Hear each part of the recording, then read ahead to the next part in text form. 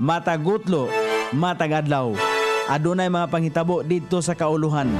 Panghitabo sa gawas sa atong nasod ug adunay mga panghitabo dinhi sa atong dapit. Mga panghitabo nga mao'y makapaikag sa katawhan nga mabinantayon sa lakat ug dagan sa panahon karon. Itanyag ning istasyon DXSR ang 7 o'clock Breakfast News.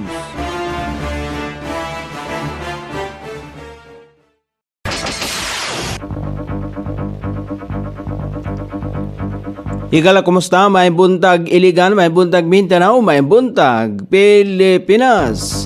Adang Miyerkules pizza 13 ni buwan sa Mayo ning tuiga 2026. Sangan sa ato station manager Pastor Ruben Sulapas kini ang inyong ka-isar Kabisaya Nonebi ang muhatod sa hanay sa balita sa alas 7.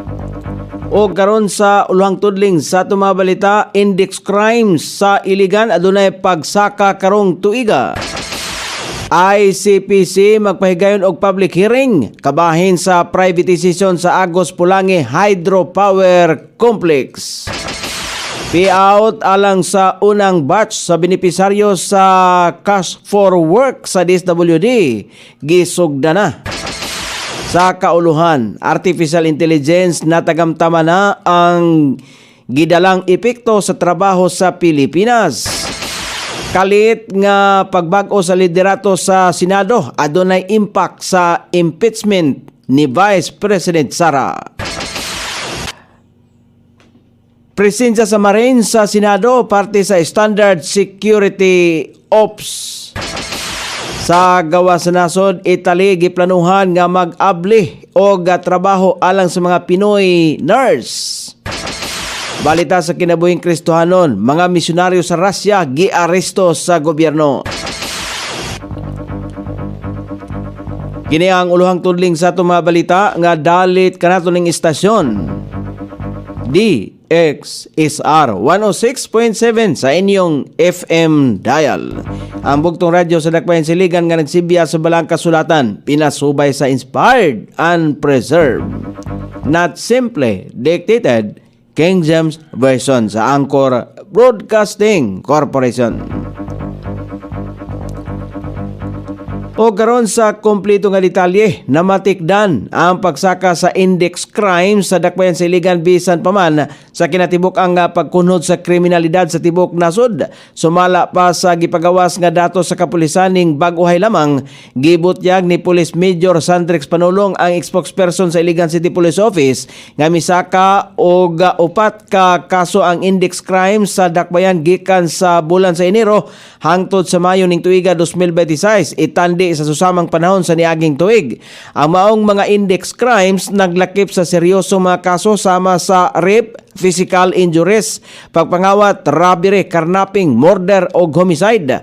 Luyon ini nga pagsaka sa index crimes nakarecord gihapon ang Dakbayan og positibong kalambuan sa ubang aspeto sa seguridad diin ang non-index crimes miubos gikan sa 72 ngadto sa 59 ka mga kaso. Gawas panini mikunhod usab ang mga paglapas sa social law gikan sa 314 ngadto sa 263 ka mga insidente sa susamang panahon. Apan nagpabiling hagit sa kapulisan ang dagan sa trapiko human masuta nga misaka ang ihap sa mga traffic incident sa Dakbayan ngadto sa 927 gikan sa 840 nga na-record sa niaging tuig. Kini nga mga statistics sa tipik sa gihimong monitoring sa kapulisan aron sa mas mapalig-on pa ang kampanya batok sa kriminalidad o magpadayon ang kahapsay ug kalinaw sa Iligan. Gitakdang himuon ang public hearing sa Mayo 22 ning tuiga 2026 sa launa ang taknas hapon sa St. Michael's College Auditorium. Kini aron na hisgutan ang mahinungdanong isyu sa giingong pag-privatize sa Agos Pulangi Hydropower Complex human ang himuon nga rehabilitasyon sa maong pasilidad. Mainumduman nga ang konseho mipagawas og kaniadto og resolusyon nga nagpahayag sa ila ang pagsupak sa privatization sa EPHC bisan pa man kon uyon ang kagamhanan sa pag-ayo o pag-rehab niini aron masiguro ang padayon nga supply sa kuryente. Ang public hearing subay sa giaprobahan sa Sangguniang Panlungsod nga resolusyon nga giduso ni Konsehal Marlene Yang, ang chairperson sa Committee on Energy, nga nagtumong sa pag-imbitar sa mga representante gikan sa Power Sector Assets and Liabilities Management kon PISAM ug National Power Corporation NPC pasiugdahan sa Iligan City People's Council kauban ng opisina ni Konsehal Marlene Yang ang maong public hearing aron na matubag ang mga kabalaka o pangutana sa nagkalain-laing sektor sa syudad. Giauhag ang mga partisipante gikan sa tanang sektor sa pagtambong aron masayran ang kamatuoran og ang mamahimong epekto sa plano sa privatization sa Agos Pulangi Hydropower Complex ngadto sa katawhang Iliganon. Gisugda na kagapong adlaw ang payout sa unang batch sa benepisaryo dinhi sa Iligan sa Cash for Work sa Department of Social Welfare and Development. Gi-implementar ang programa sa tabang sa City Social Welfare and Development Office. Ana sa 1,660 ka mga benepisaryo ang nakadawat og tag 5,000 pesos nga naapektuhan sa bagyong Basyang niadtong Pebrero. Unang nakadawat ang mga benepisaryo nga nagagikan sa Barangay Abono, Bonbonon, Bunawan, Del Carmen, Dikilaan, Dulag, Kabaksanan, Kalilangan, Kiwalan, Akmak, Bagong Silang, Dalipoga o Ginaplanon. Ipahigayon usab ang sunod nga payout nga mosunod nga pizza karong adlaw Mayo 13, Mayo 14 o 15 sa Barangay Tibanga Gym. Magsugod ang payout alas 8 sa buntag hangtod sa alas 5 sa hapon. Giawhagan ang mga benepisaryo nga magdala sa hustong mga dokumento aron malikayan ang kalangan ug masiguro ang hapsay nga pagdumala sa payout operation. O karon sa balita sa kauluhan sa usa ka hisgutanan sa Philippine Institute for Development Studies, gihatagan og katinawan sa mga eksperto nga ang opisyal kon ang artificial intelligence ang nagsugod na nga bag-ohon ang tradisyonal nga career pathways o pagpaubos sa demand alang sa routine work. Sumala pa kang Professor Alexis Atoniades, may kusog ang mismatch sa skills o mitaas ang panghinahanglan sa digital competencies sama sa programming o data analysis. Gipakita usab ni Francis Mark Kimba sa PIDS nga miubos hangtod sa katamtaman lamang ang readiness sa daghang LGUs alang sa artificial intelligence adoption tungod sa hinay nga digital infrastructure o limitadong technical capacity. Samtang gikataho ni Chelsea Nicole Pineda sa DOL ILS nga mitaas ang paggamit sa artificial intelligence sa IT, BPM, manufacturing o banking sector, apan nagpabiling gikabalak-an sa mga trabahante nga job security o ethical use sa artificial intelligence. Yatagan og katinawan sa mga tigpamaba nga kinahanglang magpabiling human-centered ang artificial intelligence system aron mamahimong katambayayong sa paghimo og dili hingpit nga maoy mohulip sa mga trabahante. Talagsaon ang nahitabong kabag-uhan sa Senado niadtong adlaw Lunes. Obserbasyon kini sa National President sa Integrated Bar of the Philippines, human gideklara nga ang tanang posisyon sa Senado bakante o mipatuman og bag-ong liderato. Mingon si Attorney Alan na Panulong nga dili na bag-o sa mga Pilipino og mga magbabalaod sa Senado ang impeachment kay miagi na ang Pilipinas sa impeachment ni kanhi Chief Justice Renato Corona, kanhi Presidente Joseph Estrada og impeachment attempt kang kanhi Chief Justice Maria Lourdes Sereno. Alang kang Panulong, adunay impact ang kalit nga change of leadership sa Senado sa impeachment ni Vice President Sara Duterte.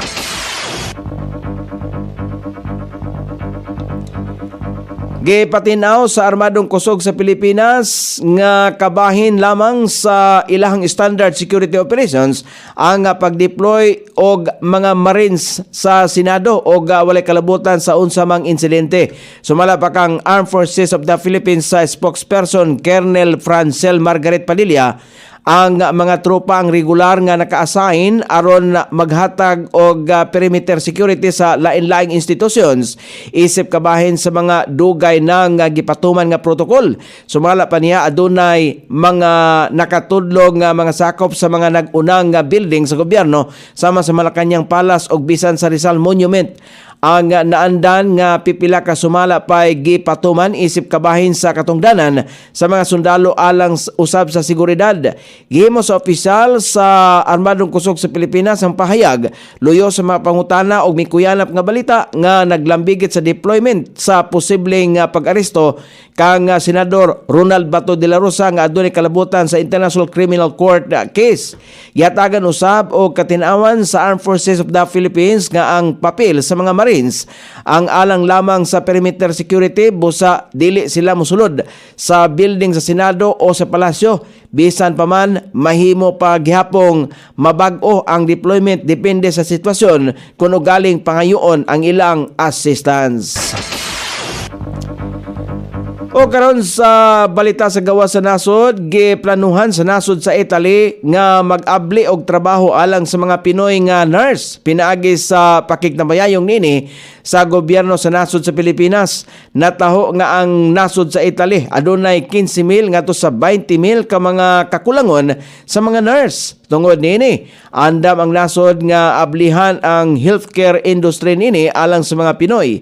Sumala pa sa Italy nga gikinahanglan gihapon sa mga adunay plano nga mag-overseas sa Filipino workers nga adunay nursing degree, credentials, lisensya, Italian language sa proficiency o training. O karon sa balita sa kinabuhing Kristohanon, giaresto sa gobyerno ang upat ka mga Kristohanong misyonaryo sa nasod sa Russia o gipamulta pa og tag $200 o 12,000 pesos matag isa.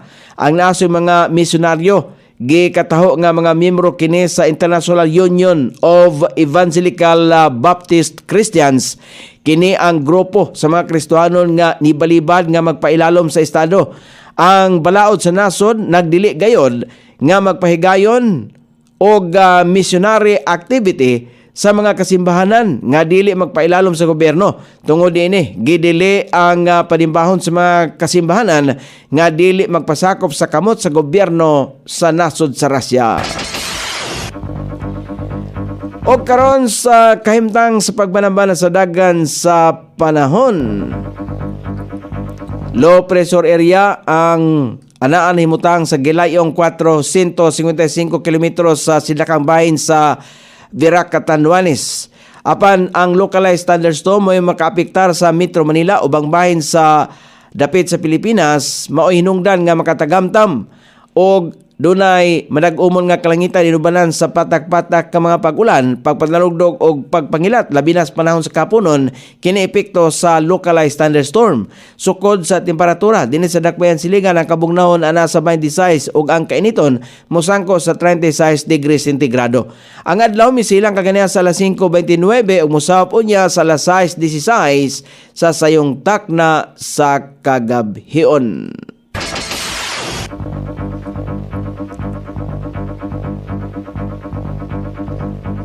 Inyong nabati ang kinatibuk-ang hanay sa balita sa alas 7 nga dalit kanato ning istasyon. DXSR 106.7 sa inyong FM dial. Ang bugtong radyo sa dakbayan siligan nga nagsibya sa balaang kasulatan, pinasubay sa inspired and preserved, not simply dictated King James Version sa Anchor Broadcasting Corporation. Sangan sa tigsuat sa atong balitang international ug sa kinabuhing Kristohanon, Pitzan. Sa balita lokal, Coney Island. Sa ato station manager, Pastor Robin Sulapas. Kini ang inyong KSR Kabisaya Nunibi. Magpasalamat ung wingon, maayong buntag, Iligan.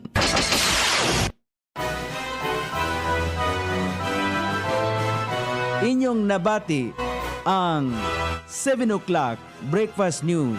Hangtod na usab og mga adlaw sa samang takna o sa samang istasyon. Daghang salamat sa iyong pagpaminaw ug maayong buntag.